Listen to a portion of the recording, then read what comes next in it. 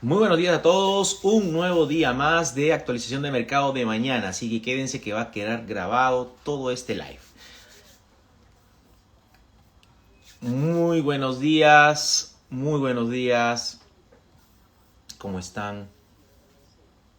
Vamos a ir actualizando con lo que pasa en la mañana. Muy buenos días con todos, ¿cómo están? Gracias por conectarse tan de temprano. Una vez más aquí vamos a ir actualizando ya sobre lo que está pasando en el mercado en este minuto. Así que gracias a todos por conectarse. Muy buenos días Luz, ¿cómo están? ¿Tienen alguna duda o consulta? Aquí en la parte de abajo pueden ir haciendo las preguntas que crean pertinente. Y bueno, vamos a empezar básicamente con lo que sucedió el día de ayer en la bolsa. El día de ayer tuvimos un día nuevamente negativo, donde básicamente el Dow Jones subía marginalmente 0,03% prácticamente sin movimiento, pero el índice Standard & Poor's caía 0,34%, mientras que el Nasdaq caía 0,54%. Quinto día consecutivo de caídas para el índice Nasdaq. Una manera interesante de empezar el año. Justamente no se veía esta racha desde octubre del 2022. Ahora, las caídas que uno puede escuchar pueden parecer bastante trágicas, mas no lo son. Hay que tener en cuenta que las caídas que ha tenido el índice en estos últimos 5 días han sido de 1%, de 0,5%, de 0,4%, de 0,2%. Entonces, en general no han sido caídas tan drásticas. Es más, era básicamente lo que veníamos nosotros esperando, lo que les venía comentando ya desde hace prácticamente 10 semanas atrás, que yo les decía que esperaba que algún momento la bolsa tenga que corregir, tenga que caer, porque es necesario para los índices que haya un respiro, y esto es normal. ¿Hasta cuánto durará? Uno nunca sabe. El día de hoy hay noticias que la vamos a ir comentando, pero recuerden, la bolsa venía subiendo 9 semanas consecutivas. Esta semana ha sido una semana de calma, prácticamente sin movimientos. La bolsa no ha habido mucha volatilidad tampoco. El índice de volatilidad se mantiene en 14.4, está en mínimos. Recuerden que la zona de miedo recién comienza en 20 y zona de calma es entre 12 hasta 17. Entonces todavía estamos muy alejados de tener algo parecido como el miedo. ¿Sí? Estamos súper bien, necesarias estas caídas de mercado. Es más, es muy interesante para aquella persona que quiera evaluar, tomar algunas posiciones ahora en el mercado. Es un momento interesante para analizar algunas operaciones. A ver, ¿qué me dicen por acá? Hola Andrés, ¿cómo estás? Gracias por conectarte.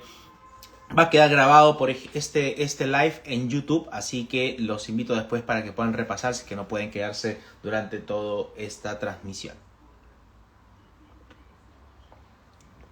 Me dices, hola Manu, buen día, ¿sabes cuándo y a qué hora se sabrá lo del ETF de Bitcoin? No lo sé. En teoría se especula, esto es una especulación, se especulaba que probablemente íbamos a conocer esta semana alguna noticia sobre o la aprobación de algún ETF de Fidelity, por ejemplo, y si no me equivoco el otro nombre no lo tengo ahorita en la mente, pero que se iba a tener noticias de aprobación esta semana.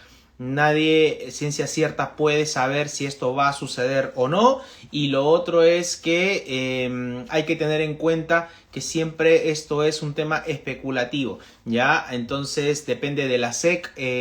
La SEC es la que finalmente va a decidir si sí o si no. Y obviamente el tema de la hora es imposible saber en este momento. Dicho esto, vamos con... pero lo cierto es que Bitcoin se ha estado moviendo. Por ejemplo, en este minuto, nuevamente tratando de retomar los $43,000. Está en los $42,782 en este momento. Ether está en 2,255. Ripple subiendo a cayendo menos 2,69,057. En general las criptomonedas súper planas el día de hoy, como en lo que fue la semana, a excepción de Bitcoin, que sí hace un par de días caía un 9%. Me parece que ese tipo de caídas ha estado interesante. En lo particular tomé alguna posición en Bitcoin por primera vez en toda mi vida, tratando a ver de aprovechar también un poco ese tipo de caídas, sobre todo ante el acercamiento de halving. Es la primera vez que tomo una posición en Bitcoin. Tengo mucha en Solana, mucha en Ether, quité todo Ripple.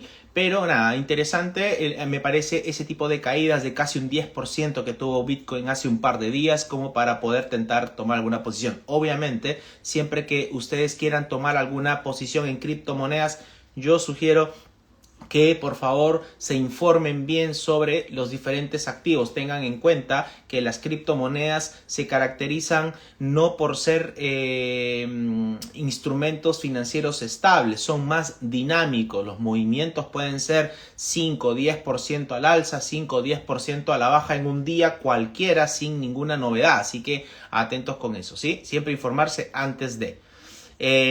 Rosco me pregunta, ¿y dónde debería aparecer la noticia de los ETFs? Debería aparecer en los principales portales de información.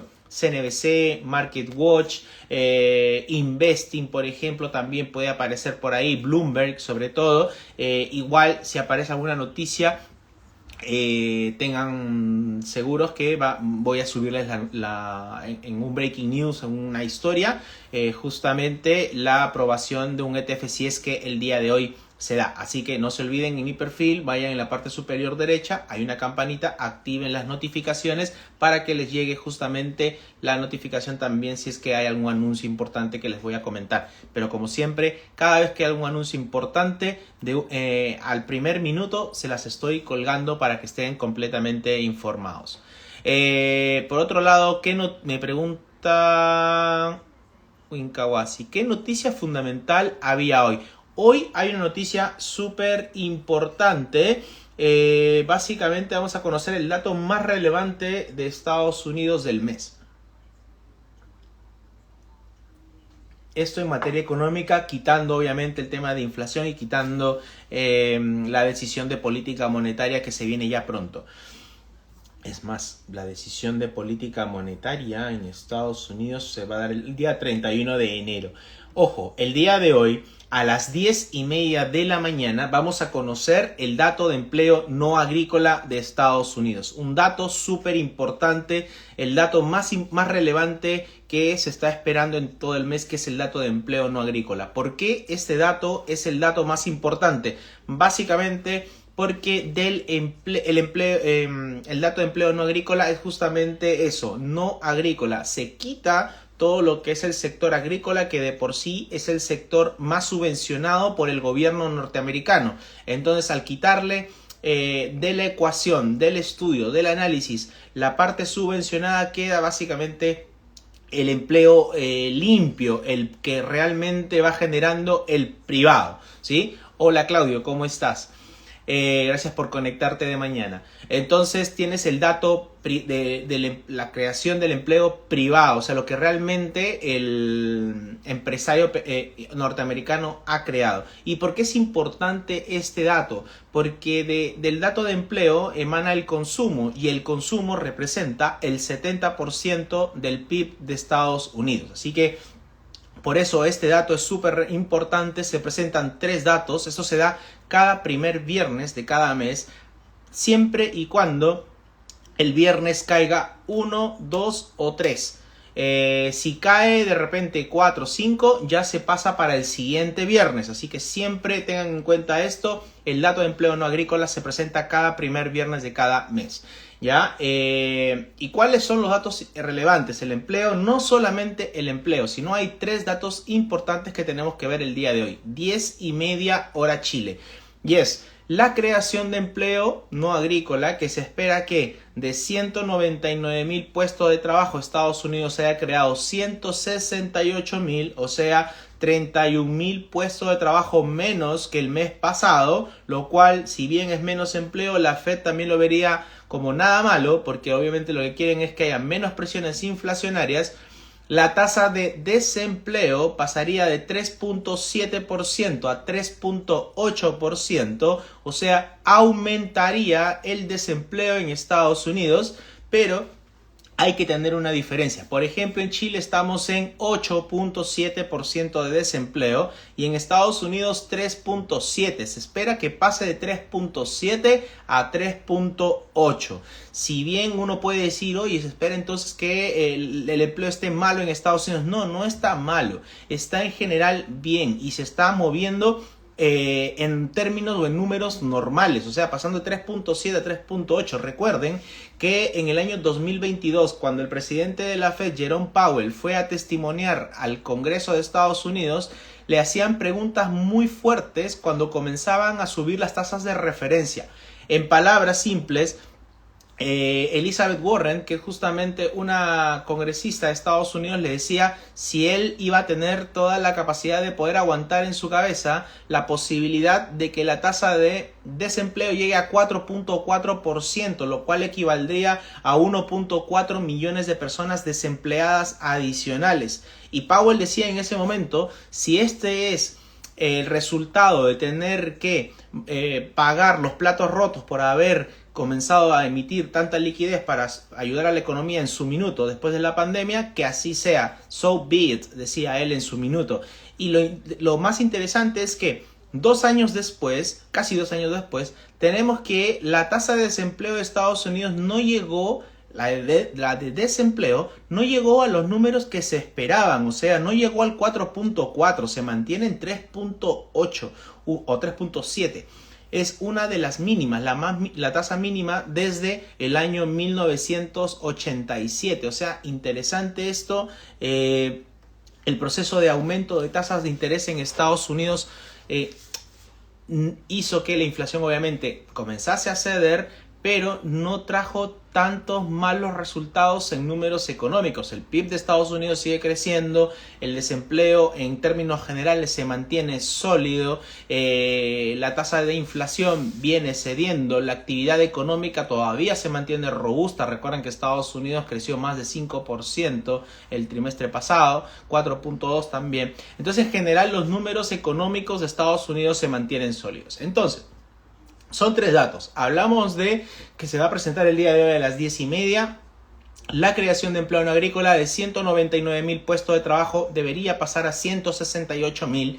La tasa de desempleo debería pasar de 3.7 a 3.8%. Mientras que el siguiente dato sí también es súper relevante. Se espera que el ingreso promedio por hora pase de 0.4 a 0.3. O sea, en general se espera también que la calidad del empleo baje, los salarios bajen y eso de una u otra manera o crezcan menos, mejor dicho.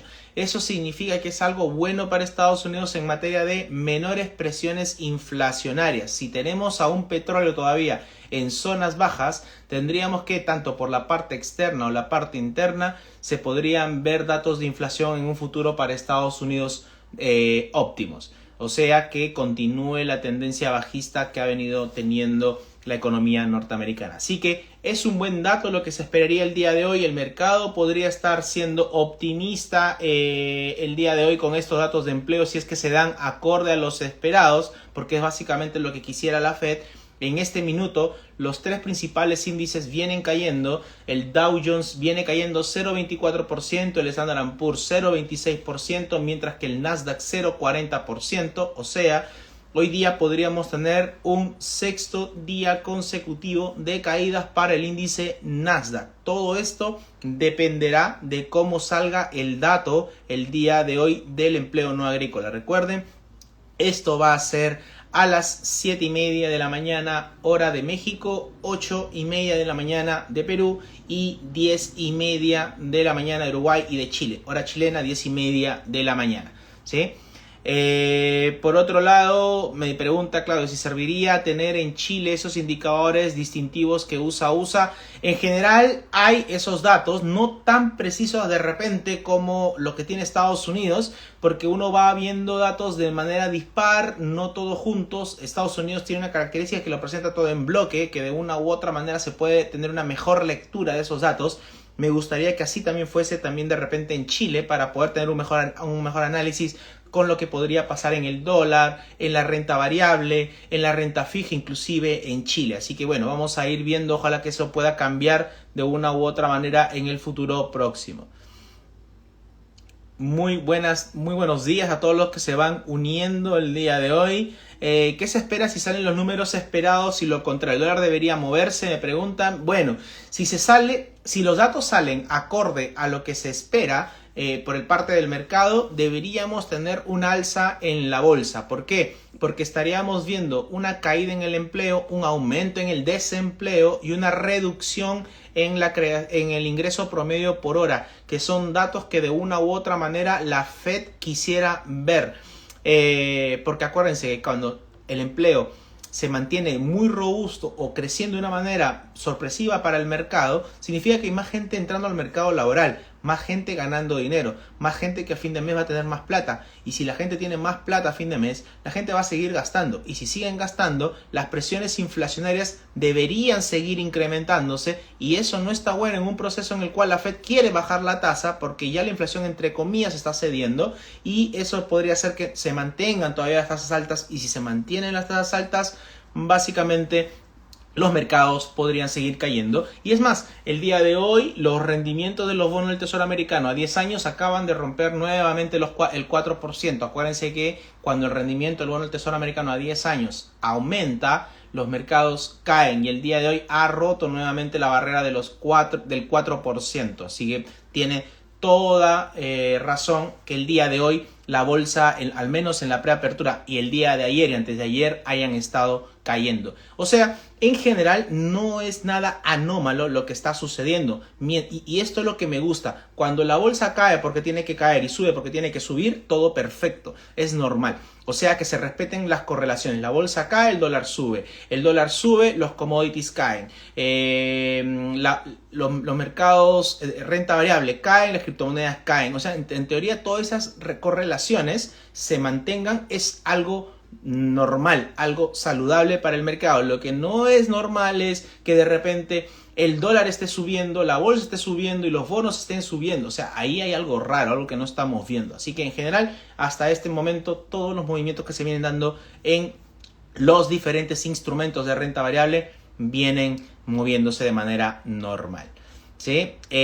Ahora, ¿qué va a pasar con la otra parte de la pregunta? Si los resultados salen acorde a lo esperado, lo que deberíamos esperar es una renta variable aumentando. Lo que deberíamos ver es un dólar debilitándose. ¿Por qué? Porque si se genera mucho, si el empleo comienza a retroceder y la tasa de desempleo comienza a subir, si bien eso es menor presión inflacionaria, también hay que tener en cuenta que esto es un signo también de que la economía se estaría enfriando. Y para que la economía no se enfríe, lo que haces tú como Banco Central es estimularla. ¿Y cómo la estimulas? Vía política monetaria. O sea, la tasa de referencia, podría haber mayor probabilidad de que el Banco Central comience a reducir la tasa de referencia con prontitud.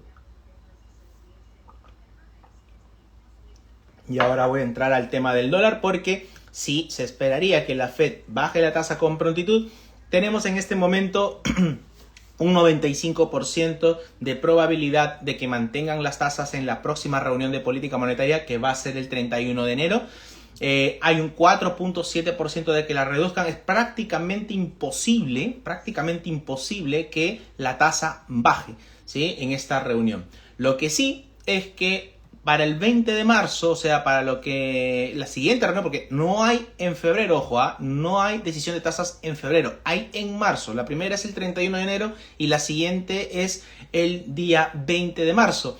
Allí ya se espera que haya un 34% de que mantengan la tasa y un 62% de que la bajen y un 3% de que la bajen aún más.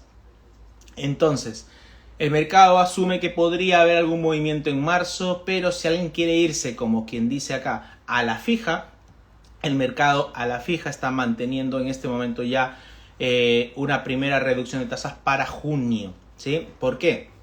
Porque hay un 3% de probabilidad de que la bajen 100 puntos base, hay 43% de probabilidad que la bajen 75 puntos base, hay 41% de que la bajen 50 puntos base y hay un 11.7% que la bajen 25 puntos base, mientras que hay un 0% de que la mantengan como está en el día de hoy. O sea, el mercado asume al 100% en este minuto de que al menos en junio la tasa se va a bajar. Las primeras expectativas son para marzo, pero aún hay a marzo un 34% de probabilidad de que no la muevan, pero a junio hay un 0% de probabilidad de que mantengan la tasa como están ahora. O sea, el mercado ya viene asumiendo esto, la Fed de una u otra manera da este camino. ¿Y qué significa esto entonces en términos simples?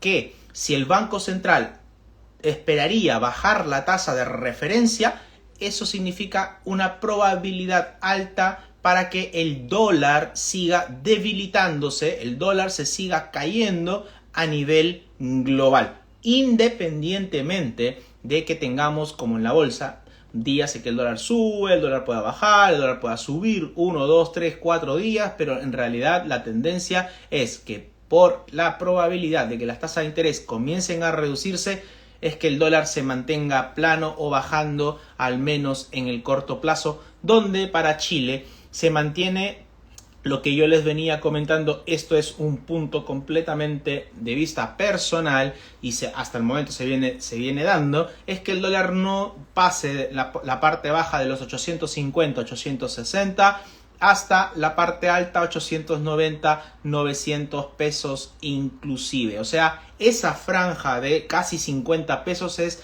donde el dólar debería, desde el punto de vista fundamental, por el proceso de reducción de tasas y por el proceso también de incertidumbre a veces política que hay en Chile, que eso es lo que genera presiones alcistas, esa banda de 50 pesos en los cuales el dólar acá en Chile se debería mantener. Ahora, obviamente, si la economía chilena se sigue recuperando, como mostró el último IMASEC de noviembre, con un crecimiento de 1.2, podríamos sí ver todavía el dólar inclusive caer un poco más. Pero esto es en la primera parte. Ahora, igual se debería esperar que el IMASEC de diciembre, que va a salir el próximo mes, también muestre una recuperación de la actividad económica en Chile.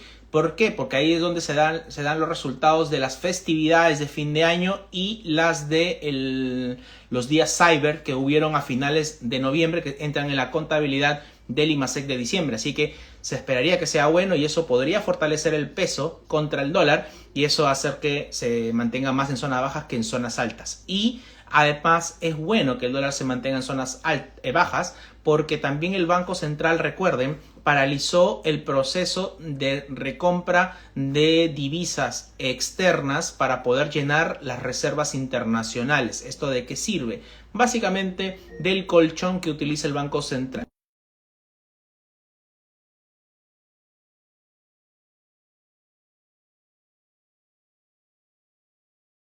Ahora sí, está dándome el recordatorio de Alexa. Lo que les decía, entonces, acuérdense, el Banco Central lo que tiene normalmente, para que se pueda entender en simple, es, dentro de muchas cosas, tiene reservas de dinero en pesos y en divisa extranjera. Pongámosle dólar para simplificar la ecuación a dos divisas. Entonces, cuando el tipo de cambio comienza en Chile a subir, como llegó a estar en 1000, el Banco Central, ¿esto qué significa? Cuando sube el dólar es que hay muchísimos pesos en el mercado, ¿sí? Hay muchos pesos y pocos dólares. Cuando algo escasea, sube de precio. Entonces, cuando el dólar comenzó a subir porque la gente quería refugiarse en dólares, compraba todos los dólares. ¿Y qué pasaba con el dólar? Escaseó en la plaza. O sea, tú ibas al banco, probablemente no tenías todos los dólares suficientes, ibas a una casa de cambio, no tenías dólares suficientes, etc. Entonces, ¿qué hacía? El dólar comenzaba a subir. Llega un momento en que eso no es bueno porque también se generan presiones de inflación. La divisa pierde poder, o sea, pierde poder adquisitivo, ¿sí? Entonces, ¿qué hace el Banco Central? esas reservas que tenía en dólares las comienza a lanzar al mercado. Ese proceso se llama vender dólares. O sea, comenzó a vender dólares al mercado y lanzaba dólares. ¿Para qué? Para que lo que escaseaba, que eran los dólares, comenzase nuevamente a haber, o sea, a haber stock de dólares. Al haber stock, el dólar ya no tenía por qué subir porque ya no es que escaseaba y comenzaba a caer. Pero en ese proceso que hizo el Banco Central para poder estabilizar el tipo de cambio, se quedaba sin reservas en dólares. Acuérdense que el Banco Central tenía pesos y dólares. Entonces, como vendía dólares, la reserva de dólares comenzaba a caer. ¿Esto por qué no es bueno? Porque de una u otra manera, la deuda externa chilena no es en pesos. La deuda externa, por lo general de los países, es en divisa extranjera, llámese dólares. Entonces, si el Banco Central no tiene una reserva en dólares y mañana, por ejemplo, le toque pagar deuda externa, no tiene dólares, ¿qué tiene que hacer el banco? Ir a comprar dólares de la noche a la mañana. Los va a comprar a mala calidad.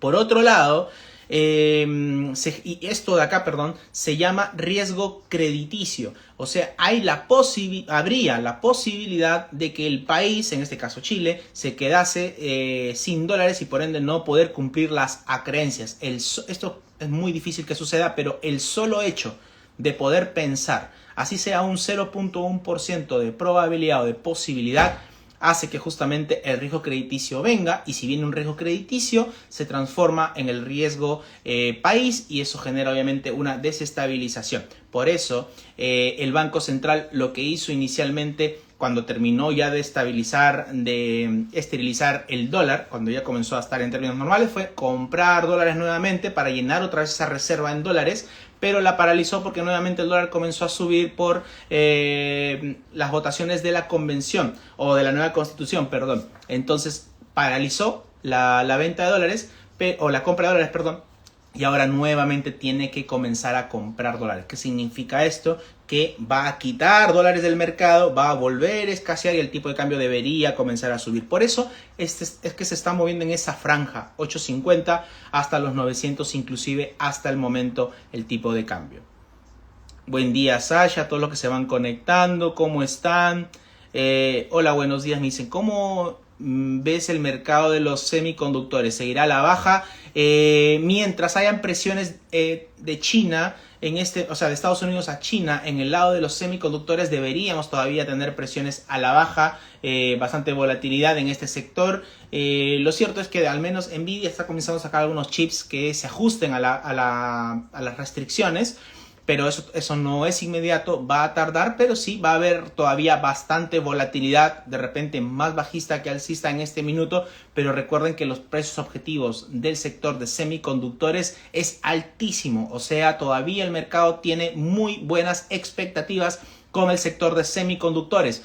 Pero hay que tener en cuenta que este es un sector altamente volátil, es muy distinto, por ejemplo, al real estate, es muy distinto al utilities, es muy distinto al de energía, es muy distinto al sector financiero, es muy distinto al sector farmacéutico. Se generan movimientos más volátiles, por lo mismo también las rentabilidades potenciales a buscar son más altas. Podría caer tranquilamente entre un 10-15%, inclusive un 20%, para luego volver nuevamente a esa tendencia alcista. Recuerden que este es un sector que el año pasado subió más de un 70%, y eso obviamente en algún momento alguien tiene que capitalizar esa ganancia. O sea, alguien va a querer cobrar ese 70%. No lo sabemos si mañana, no sabemos si hoy, no sabemos si en el próximo mes o el próximo año, pero en algún momento alguien que ganó ese 70% va a tener que capitalizar. Imagínense, yo al menos en el año pasado compré en 178 Nvidia y ahora está, ya ni me acuerdo, no he estado viendo últimamente la acción, estaba de vacaciones, llegó a estar en 490. O sea, en algún momento también me va a interesar de repente cobrar esa ganancia. No es el momento, pero para mí, pero otras personas pueden que sí. Así que hay que tener en cuenta que un sector que ha crecido tanto en algún momento puede comenzar también a tener variabilidad alta, ¿sí? Sin que eso signifique que sea malo el sector, que haya una tendencia bajista como tal. ¿A qué horas son esos resultados? Me imagino que los resultados estás consultando sobre el dato de empleo no agrícola. El dato de empleo no agrícola, dato más importante del mes, lo vamos a conocer a las 10:30 hora Chile. 10:30 hora Chile. Vamos a conocer justamente el dato de empleo no agrícola, la tasa de desempleo y la creación de y el ingreso promedio por hora. Así que eso. Vamos a ver otra pregunta que me hacen por acá. ¿Qué pasó con el oro? Me preguntan por aquí. No pasó nada con el oro. No está pasando nada con el oro en realidad. Está pasando simplemente que está cayendo estos últimos días en relación con una subida del dólar, en relación con una caída del mercado. ¿Dónde está? Aquí. Acá. El oro hasta este momento viene cayendo. ¿Cuánto viene cayendo? 5%. No, 1%. No está pasando nada. Es una caída normal del oro. Winkawasi, no pasa nada con el oro. 1% no es absolutamente nada. Yo pensé que estaba cayendo mucho más. Nada, hay que tener en cuenta que los movimientos del oro normalmente en promedio son de menos 2.67%. Está ni a la mitad de eso. Podría caer mucho más todavía. O también poder subir 6.87%, que es el promedio también de los últimos 25 años. Entonces, en general, una caída de 1% hasta el momento es absolutamente nada. Es más, han habido momentos en los cuales el oro ha estado negativo, la estrategia, todo el mes, y la última semana ha comenzado a repuntar y ha terminado positivo. Así que no pasa nada con el oro, sobre todo porque se viene, y lo que decía al inicio del live, se vienen respetando todas las correlaciones. Si el dólar estuviera cayendo y el oro estuviera cayendo, o la bolsa estuviera cayendo y el oro estuviera cayendo, algo raro habría ahí, algo que no estamos viendo, algo que realmente está sucediendo de manera fundamental.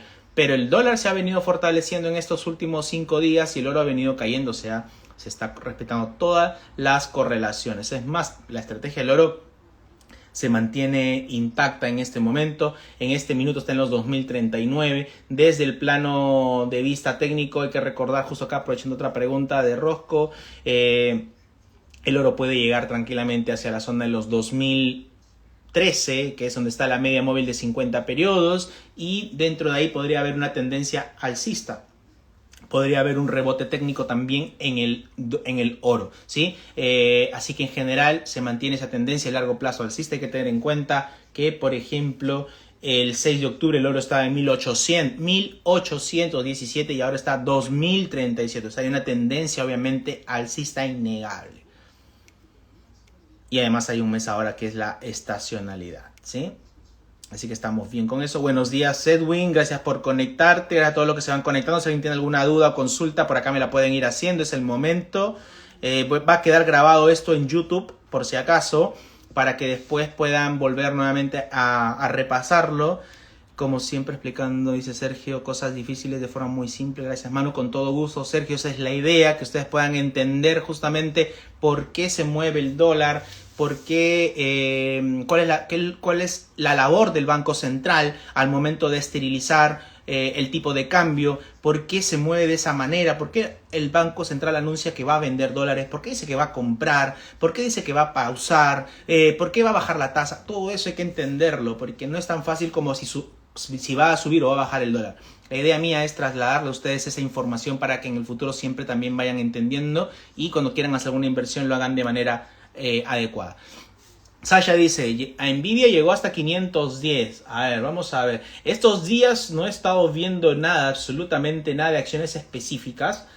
Una que otra de repente, porque estoy de vacaciones. Aquellas personas que saben eso, unos que son clientes de Regum, donde trabajo, deben saber que estoy de vacaciones ya 2 semanas. Este es el día lunes, me reintegro.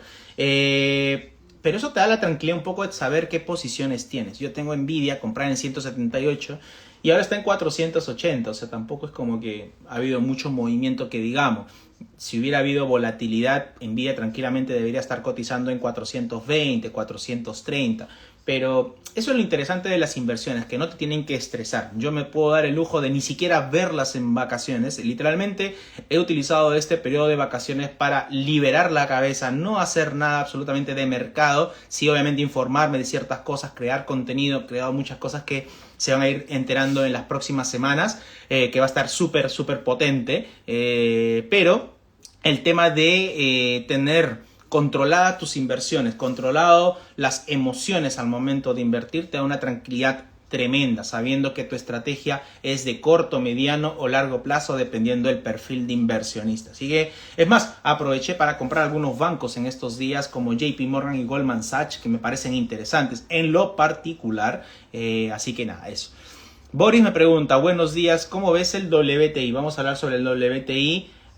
Por si acaso, Boris es uno de los chicos que ganó el concurso del día de ayer. Boris, muy buenos días, felicitaciones.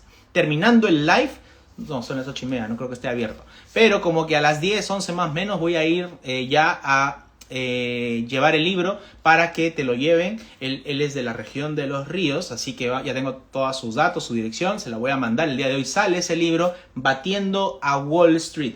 Así que acá está justamente, bueno, lo tengo al lado para que veas. Este es el libro que se ganó el día de hoy, Boris, Batiendo a Wall Street, de el gran Peter Lynch. Así que vamos a ver, acá vas a ver todos los secretos de Peter Lynch al momento de decidir un portafolio óptimo. Así que ahí va hacia la región de Los Ríos. Ayer entregué el otro libro, las unas historias, a Cristian, que también fue la persona que ganó el otro libro. Se lo entregué de manera personal porque me gusta hacerlo así, siempre yo de manera personal. Y nada, vamos a ver cómo va el WTI. El WTI en general se está moviendo de una manera interesante, acorde a lo que estamos esperando, o al menos a lo que en mi análisis me gustaría ver. ¿Por qué? Porque lo que hemos vivido en los últimos 2 años con la subida de las tasas se dieron porque la inflación iba de manera muy galopante. Entonces, el petróleo, el combustible, es uno de los principales drivers, es uno de los principales componentes para la generación de inflación. A modo muy simple, si una empresa fabrica, por ejemplo, muñecas, ¿sí? Una fábrica produce muñecas, tiene que utilizar maquinaria. Esas máquinas se prenden también, hablando de grosso modo, con combustible, con petróleo o derivados de petróleo. Si el precio del combustible aumenta, o sea, los costos de producción de esa fábrica de muñecas van a aumentar, y esos costos aumentados se trasladan hacia el producto final, hacia la muñeca. O sea, si la muñeca te costaba 1,000 pesos para producirla, te va a costar ahora 1,100 o 1,200. Entonces ese precio de producción se traslada al consumidor, a ti y a mí. Nosotros terminamos pagando por algo cada vez más caro. No sé si alguno de ustedes se ha dado cuenta, pero las cosas en el supermercado últimamente han estado más altas, más caras. No sé si alguien se ha dado cuenta de esto, pero han comenzado a aumentar. Entonces, obviamente, por eso mismo se traslada, y eso es la incidencia del crudo, del combustible, y en este caso el WTI. Entonces, un WTI que aumenta es mayores presiones inflacionarias para la economía. Un WTI que comienza a reducirse son menores presiones inflacionarias. Entonces, Manuel, ¿qué nos conviene para que las tasas sigan bajando, para que las bolsas sigan subiendo, para que el dólar se siga debilitando? Bueno, nos conviene que de una u otra manera el precio del crudo continúe bajando o simplemente manteniéndose en zonas bajas. ¿Qué podría ser una zona baja? En términos técnicos, más o menos una zona entre los 67 hasta los 80 inclusive. ¿Por qué? Porque ya por encima de 90 se habla que el precio está muy caro, muy alto, y eso se termina trasladando hacia los demás componentes de la economía. Entonces, en este minuto está en 72,50. ¿Qué se debería esperar del WTI? Que se mantenga en este rango. Si quieres hablarlo un poco más de corto plazo, ya dije que el rango era de 67 a 80. Ahora, si lo quieres ver más de corto plazo, por ejemplo, hay un rango ahí entre los 71 hacia los 70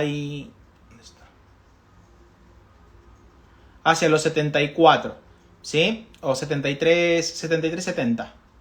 Sí, 73-70, que es un rango más acotado. Para, de repente, si tú estás haciendo trading, haciendo operaciones de más de corto plazo, ese es un rango más acotado. Pero, en general, el rango principal es de 67 a 80 dólares el barril. Lo que se debería esperar es que se mantenga esto. Obviamente todavía hay ciertos temores en el Mar Rojo. Hay algunos robos, algunos eventos ahí que no son buenos, que obviamente podrían poner en jaque a lo que es la distribución del petróleo, o sea, el abastecimiento de crudo, y cuando hay un problema de abastecimiento, el precio normalmente tiende a subir. Eso no es bueno, pero al menos hasta el minuto se ha venido controlando de una manera óptima. ¿Por qué? Porque si bien hay un tema en el Mar Rojo, hay que tener en cuenta que hay nuevos jugadores explotando más. Irak está explotando más, Venezuela está explotando más petróleo. Entonces, en general, la oferta de crudo viene aumentando. Estados Unidos sigue explotando, produciendo más petróleo. Entonces, en general, eso compensa para que, al haber una sobreproducción, aumente la cantidad del producto, y cuando hay una cantidad de productos que aumenta, eso no genera escasez, y lo que no genera escasez baja de precio. Por eso mismo, entre temas geopolíticos o temas geográficos y temas de producción, se va compensando la subida y bajada sucesivamente. Sasha me pregunta el día de hoy, ¿qué sucedió con el Standard & Poor's? Bueno, el día de ayer la bolsa cayó, lo comentaba al inicio del live, la bolsa cayó por quinto día consecutivo. La peor racha para el Nasdaq, por ejemplo, desde octubre del año 2022. O sea, esto es interesante. Ya comenzamos a tener esos números de color y todo lo demás. El día de ayer la bolsa, el Standard & Poor's, para ser más preciso, caía 0.39%. Está en 4.688, o sea, 100 puntos menos de su máximo histórico. El día de hoy vuelve a caer 0.24, pero a lo que iba yo también era esto, ¿no? Me gusta este tipo de caídas. Está cayendo 0.20, 0.50, 0.60, 0.10, 0.20. O sea, está cayendo normal. No se está... Y esto es interesante, y para que se me entienda bien. Luego de 9 semanas consecutivas, que la bolsa caiga en esa proporción, 0.7, 0.5, 0.4, 0.2, es normal, es sano. Porque, ¿qué pasa? ¿Cómo notas tú que es una caída sana? Si luego de 9 semanas cae en esa proporción marginal, es bueno. Pero si después de 9 semanas la bolsa te comienza a caer un día 1%, al otro día 2%, 3%, 1%, 2%, 1%, o sea, en términos ya más grandes, es ahí que realmente el mercado está temeroso, está miedoso. Ahí hay como que analizar qué está pasando, qué no he visto, qué no he analizado, en qué no me di cuenta, etcétera, porque ahí hay algo que no está pasando. No es justamente el caso en este sentido. El índice de volatilidad, el VIX, B corta y X, el índice que mide la volatilidad, en este momento está en 14.42 en mínimos históricos. O sea, llegado a estar más abajo todavía, en 12 puntos. Pero recuerden que la zona de tranquilidad viene entre 14 hasta 16, 17 puntos inclusive. 17 puntos. O sea, faltaría más o menos que suba el VIX 30%, 35% más para recién entrar a zona de calma, porque ahora está en zona de extrema calma. O sea, en general, el mercado está comportándose de una manera normal. Son caídas interesantes. Yo aproveché, como les comentaba, para comprar algunos bancos. JP Morgan y Wells Fargo compré la última vez. Así que en general me parece que son interesantes precios para comprar algunos instrumentos. Es más, estoy analizando volver a comprar un poco de Coinbase, un poco también de Elf Beauty. Estoy pensando comprar un poco de Pfizer, de Disney, de Apple, de Amazon, que tiene un precio objetivo en 220. Nadie se ha dado cuenta de Amazon, pero Amazon en los últimos 5 días le han subido casi 6 veces el precio objetivo a $220. O sea, interesantísimo lo que también está pasando con Amazon, ¿sí? Así que eso. Va a quedar grabado en YouTube este live por si acaso, para que después puedan pasar a revisarlo. Si no me siguen en YouTube, los invito a que me puedan seguir como manuel.finance. Suscríbanse porque van a comenzar a ver cosas muy interesantes. Ya tengo un set de grabación más o menos ahí, pero que voy a comenzar a subir contenido un poquito más largos, educativos sobre todo, para que puedan aprender cada día más de mercado. Bortizo me dice: Manu, ¿dónde recomiendas refugiarse o invertir en primer semestre del año.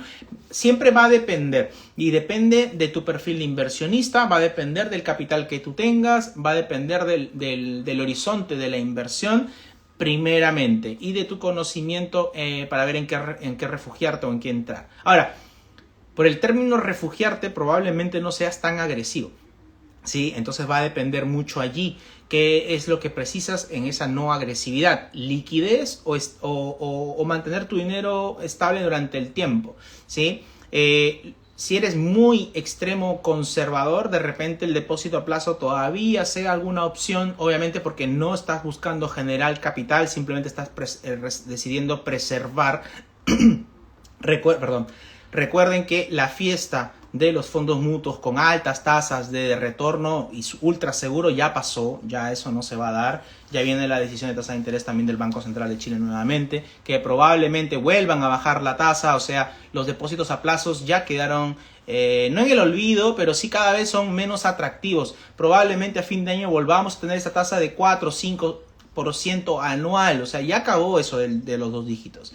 Entonces, de repente, si tu interés es refugiarte, cuidar, preservar, más no ganar tanto, un depósito a plazo puede ser algo interesante. Un depósito a plazo UF más tasa, no a UF nada más, porque quien invirtió a UF versus el que invirtió en depósito a plazo perdió dinero en comparación del otro. Un depósito a UF más tasa podría ser interesante.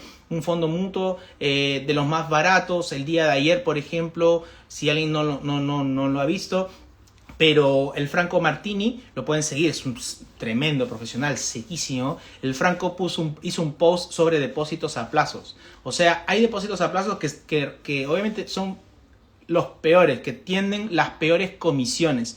1.25%, 4% anual de tasa de administración, te quita toda la rentabilidad. Hay fondos mutuos que han rentado de manera negativa, de manera recurrente en los últimos 5 años, perdiendo mucho capital. Entonces, tratar de invertir en un depósito a plazo puede ser, un fondo mutuo también, pero que sean con comisiones mucho más bajas. Esto para preservar capital. Acá no estamos hablando de ganar tanto, porque obviamente la pregunta que me hace Borti es más de refugio, ¿sí? Puede ser también, si quieres liquidez, puede ser un money market también, que te dé la plata en 24 horas. O en lo particular también puede ser algo interesante las facturas. Cumplo, por ejemplo, también es interesante, te da en algunos casos tasa del 7%. Así que nada, hay ahí bastantes productos en la plaza, pero como siempre digo, va a depender de cuál sea tu perfil de inversión, ¿sí? Ahí estamos. En el mes anterior, Manuel, eso sucedió en Nvidia. Sasha, ¿en qué sentido? De 440, sí. Nvidia se caracteriza por ser una acción altamente volátil, o sea, eso es innegable. Las expectativas que tiene el mercado con Nvidia son voladas, son muy altas. Por esto, ese tipo de acciones solo se recomienda para personas que tengan mucho apetito por riesgo. ¿Sí? Nuevamente recalco, si tú eres una persona que le encanta el riesgo, que estás dispuesta a asumir riesgo, no te va a dar dolor de guata, Nvidia es para ti, porque también obviamente en el corto, mediano o largo plazo, utilizo la palabra o largo plazo, los potenciales resultados son bastante grandes. Pero si tú no vas a poder asumir una caída de 40%, de 60% en corto plazo, no lo hagas. Nvidia es para aquellas personas que tengan un apetito por más riesgo, buscando altísimas rentabilidades. Saludos a todos los que se van conectando. ¿Dónde compro acciones? Dependiendo, Gerardo, utilizo diferentes maneras para poder diversificar. La tengo con derivados financieros, la tengo en Perú también en una corredora, la tengo en aplicaciones como API, Rational, Cesti, etcétera. Hay diferentes plazas. Yo trato de diversificar un poco, pero ahora que es un momento donde los mercados están interesantes, sobre todo estas caídas y la probabilidad de aumento de tasas, yo al menos por mi perfil preferiría utilizarlo vía derivado financiero para poder utilizar el apalancamiento que no me da de repente una plataforma normal. en este momento, que es justamente donde estamos en la previa de comenzar las reducciones de tasa de interés. Pero acá en Chile hay una múltiple cantidad de opciones de inversión.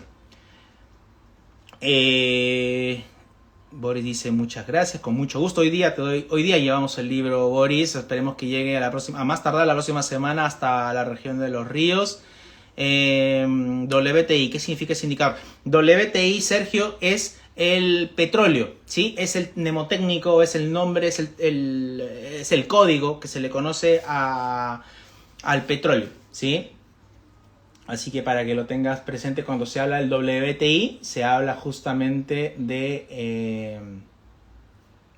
del petróleo en Estados Unidos. El Brent es justamente el petróleo de Europa. Entonces, para que lo tengas ahí, hay una diferencia entre WTI y Brent. Brent es el que cotiza en Europa y WTI es el petróleo que sale de Estados Unidos. Franco, saludos a todos los que se van conectando. Gerardo, misión de compra acciones, ya ahí te respondí también. Saludos a todos. A ver, si miramos la bolsa, historia de enero siempre cae. No, al contrario, en enero, Sergio, la bolsa siempre sube, pero los movimientos son normalmente a final de mes. Es esperable también que la primera semana de enero, al menos las 2 primeras semanas, la bolsa caiga. ¿Por qué? Porque en diciembre, octubre, noviembre, diciembre, la bolsa subió porque se dieron las festividades de fin de año. Entonces, obviamente, a inicio de año normalmente se espera una caída por toma de ganancias. ¿Y por qué sube a fin de mes? Porque los resultados trimestrales de las compañías que justamente reportan las ganancias de octubre, noviembre, diciembre, Black Friday, Cyber Monday, Acción de Gracias, Navidad, Año Nuevo y todo lo demás, normalmente son muy buenas. Han habido muy buenos datos, ojo con eso. Las ventas históricas más grandes del día de Acción de Gracias, 7.5% de crecimiento de Cyber Monday, cuando normalmente subían 5.5%. O sea, se generaron muchos flujos de consumo en esta época. Así que eso se va a ver reflejado en los siguientes resultados trimestrales. Ahora, gran parte de ellos obviamente ya ha sido puesto en el precio, ¿sí? Pero otra no tanto. Entonces, por eso mismo la bolsa normalmente a finales de enero tiende a subir. Es más, ya no sé por qué Instagram no me deja compartir imagen acá como antes le hacía, porque no aparece.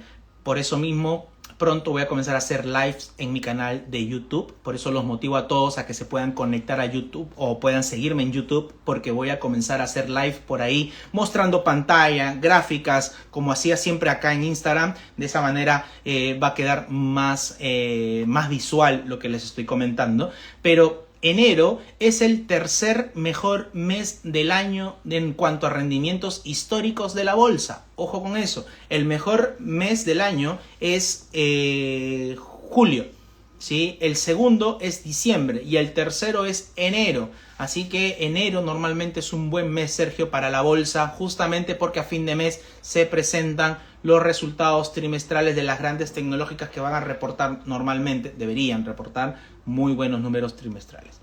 Toma de ganancias, sí, definitivamente hay toma de ganancias, creo yo, José Mora. Es parte del ciclo de los mercados normalmente en esta época. Sí, así que eso.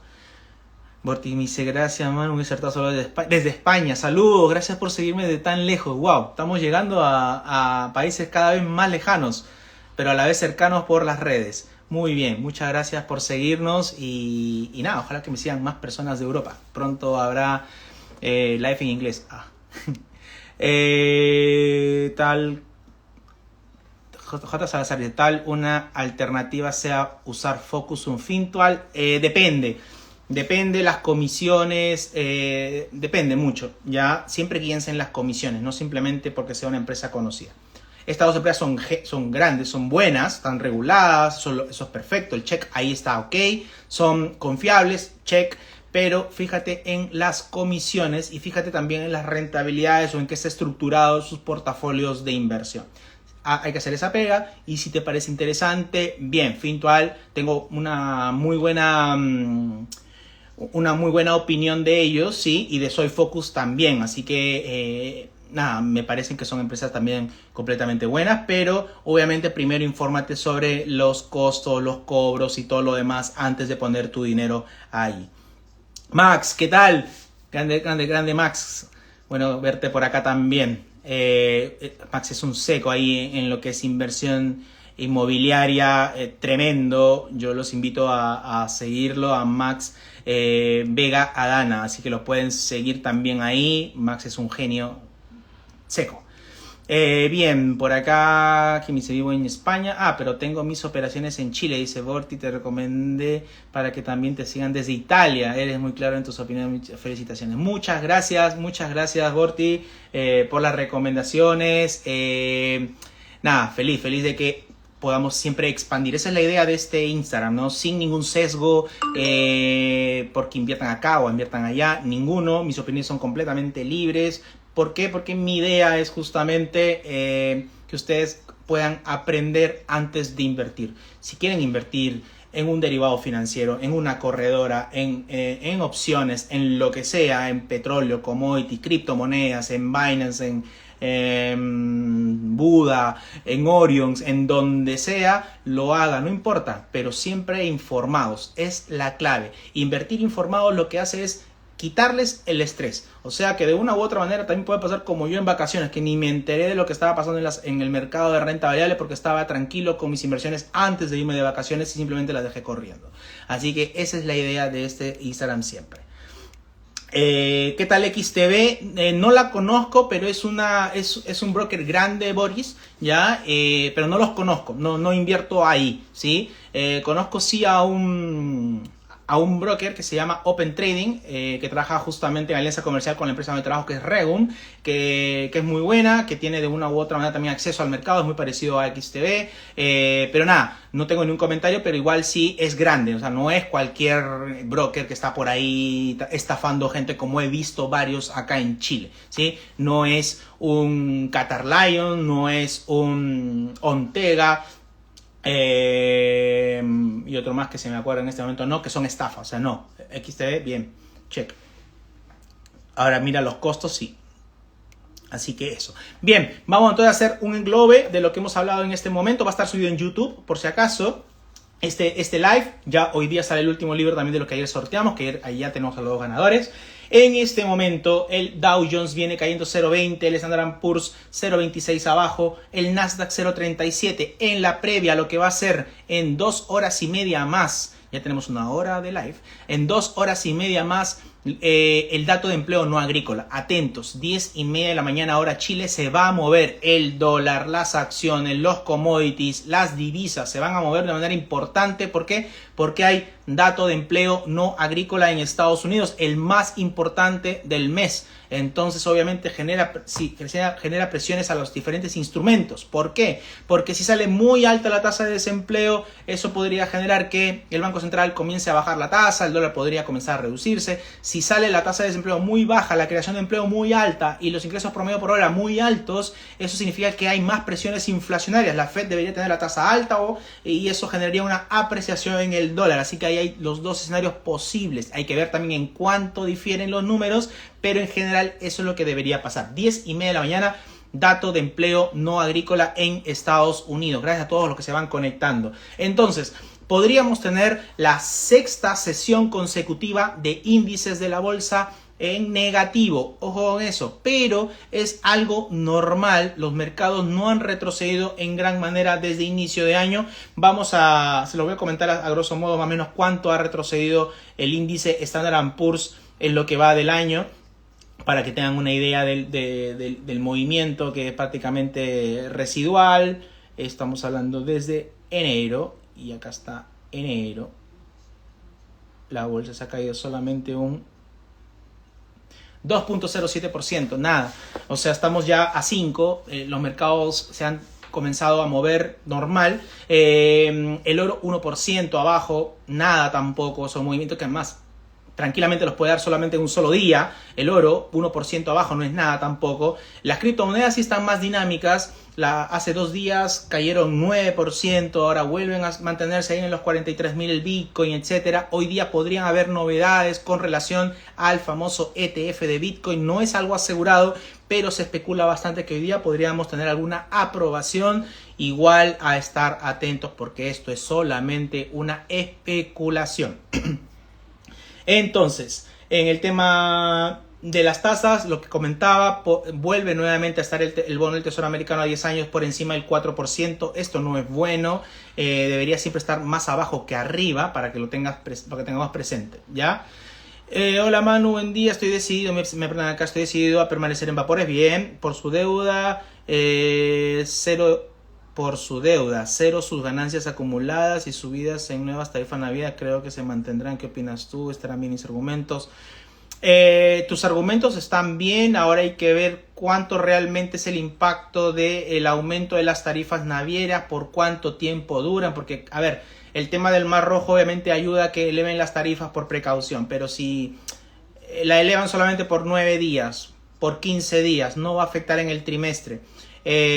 Mañana de repente pueden decir como Maersk, simplemente no operar ahí, menos ingresos. Depende mucho, infórmate bien, veo que has hecho un análisis ahí importante. Bien por eso, si ya decidiste mantenerte, tú mismo te has respondido. O sea, siempre es bueno hacer el análisis como tú lo haces, o sea, que no te guíes simplemente por la percepción o la opinión de otros. Y si tu análisis dice que deberías mantenerte, sigue tu instinto, sigue tu análisis. Por otro lado, entonces, las bolsas europeas caen el día de hoy. El FTS, la bolsa de Londres, viene cayendo 0,93%. El DAX, el índice de la bolsa alemana, viene cayendo 0,86%. El CAC 40, el CAC francés, el índice de la bolsa de París, cayendo 1,16%. La bolsa italiana, 0,66%. El IBEX 35, la bolsa de España, cayendo 1,07%.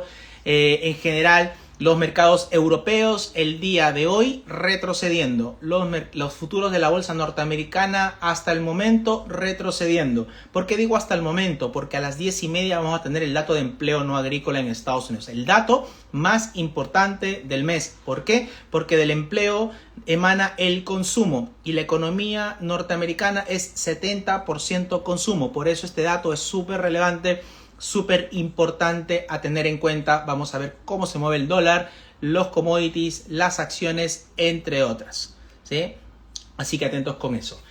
Va a quedar grabado entonces en YouTube este live. Muchísimas gracias por conectarse. Gracias por seguirme una vez más también en este live. Lo vamos a ir ya instaurando lunes, miércoles y viernes. El próximo lunes ya entro nuevamente a horario laboral como siempre, pero ha sido unas muy buenas vacaciones. Les mando un gran abrazo a todos. Gracias nuevamente por conectarse y a seguir informándose de mercado. No se olviden de activar siempre las notificaciones con la campanita porque van a haber noticias. A las 10:30 les voy a pasar los datos frescos en vivo que salió el dato de empleo no agrícola. Vamos a ver el análisis, cuáles fueron las reacciones de los índices ante esta noticia. Así que muchas gracias a todos por seguirme. Nos vemos en una próxima ocasión. Acuérdense, lunes, miércoles y viernes, 7:30 de la mañana, desayunando conmigo, tomando un cafecito para empezar la semana. Así que les mando un gran abrazo, que tengan un buen día y disfruten sus inversiones. Hasta luego.